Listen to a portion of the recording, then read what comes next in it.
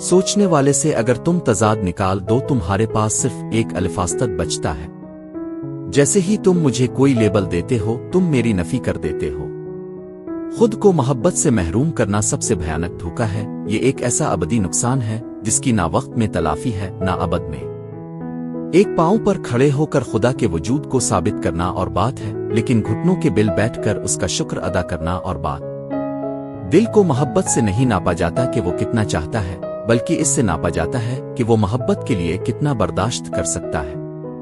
वजूद एक फिन है और फनकार वो है जो वजूद के तजादात को सह सके।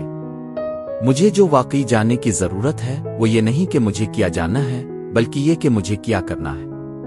और जब तुम दुआ करो तो फजूल बातें मत कहो, क्योंकि तुम्हारा रब जानता है कि तुम्हें किस चीज की जरूरत है इससे पहले कि तुम मांगो। वजूद की सबसे तकलीफ दे हालत वो है जब इंसान इस मुस्तकबिल को याद करे जो कभी इसका हो ही ना सका। लोग मुझे इतनी बुरी तरह समझते हैं कि वो ये भी नहीं समझ पाते कि मैं शिकायत किया कर रहा हूं।